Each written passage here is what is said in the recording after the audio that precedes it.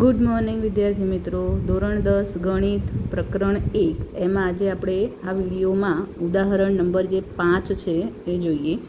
સાબિત કરો કે √3 એ અસમમેય છે.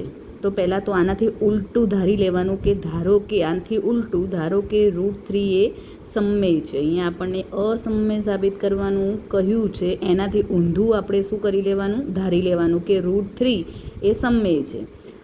તેથી આપણે કહી શકીએ કે √3 બરાબર a/b, જ્યાં a અને b એ અવિભાજ્ય પૂર્ણાંક છે. આવું લખવું જરૂરી છે. કેમ? કારણ કે જો a અને b અવિભાજ્ય હોય એનો મતલબ કે હવે એના છેદ ઉડી શકતા નથી, બરાબર? એટલે એ અવિભાજ્ય પૂર્ણાંક કહેવાય.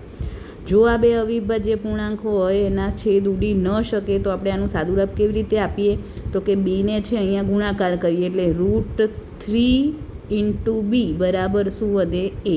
હે ને? a બરાબર √3 × b એવું આપણે લખી શકીએ.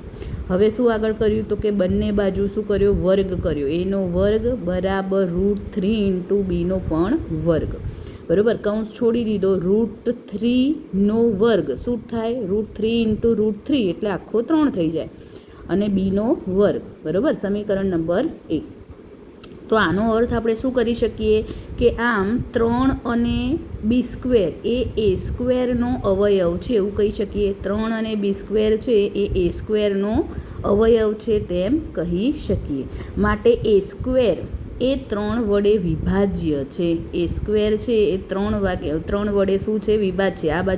આ બાજુ ગુણાકારમાં છે 3, આમ લાવો તો ભાગાકારમાં આવે. એનો મતલબ કે a² છે એ 3 વડે શું થશે? ભાગી શકાશે, બરાબર? એટલે 3 વડે વિભાજ્ય છે. આમ આગળના પ્રમેય મુજબ એ પણ 3 વડે વિભાજ્ય છે તેમ કહી શકાય. એનો વર્ગ જો 3 વડે વિભાજ્ય હોય તો આગળના પ્રમેયો મુજબ આ ચેપ્ટરના જે પ્રમેય છે એમાં એમ કહ્યું છે કે જો એનો વર્ગ 3 વડે વિભાજ્ય હોય તો એ પોતે સંખ્યા પણ 3 વડે વિભાજ્ય હોય. એનો મતલબ કે એ પણ 3 વડે વિભાજ્ય છે તેમ કહેવાય. હવે આગળ શું? તો કે એવો કોઈક બીજો પૂર્ણાંક ધારવાનો. ધારો કે કોઈ પૂર્ણાંક c છે, બરાબર? કોઈક પૂર્ણાંક આપણે શું ધાર્યો? c છે કે a બરાબર √3b ની જગ્યાએ a બરાબર 3c લેવાનો. a બરાબર શું છે? 3c છે, બરાબર? તો એની કિંમત છે આપણે આ સમીકરણ 1માં મૂકીએ અહીંયા. તો સમીકરણ 1માં મૂકતા 3c એનો વર્ગ એટલે 3c નો પણ વર્ગ થાય બરાબર 3b નો વર્ગ. 3c નો વર્ગ એટલે કૌંસ છૂટો કરીએ તો 3 નો વર્ગ 9c વર્ગ બરાબર 3b², બરાબર? b² ને સૂત્રનો કરતા બનાવીએ તો 3 ગુણાકારમાં છે, ક્યાં જશે? ભાગાકારમાં. 9/3 × c², હે ને? છેદ ઉડે 3 તરી 9 એટલે જવાબ આપણને b² બરાબર શું મળે? 3c², બરાબર? આમ આનો અર્થ શું થયો કે b² છે એ 3 અને c² નો અવયવ છે, હે ને? એટલે કે b² ને આપણે 3 વડે ભાગી શકીએ. જેમ અહીંયા a² ને 3 વડે ભાગી શકતા હતા એ જ રીતે અહીંયા b² ને પણ આપણે 3 વડે ભાગી શકીએ, બરાબર? જો અહીંયા લખ્યું છે આગળ.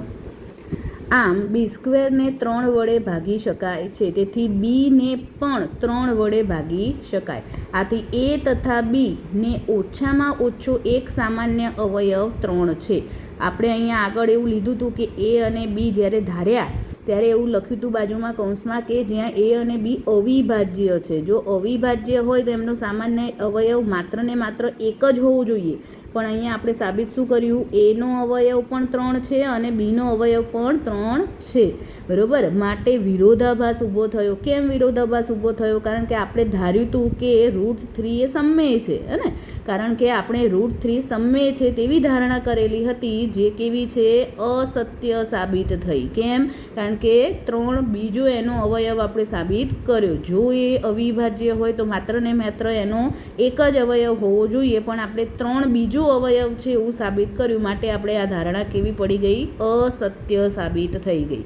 માટે કહી શકાય કે √3 એ કેવી છે? અસમમેય સંખ્યા જ છે, બરાબર?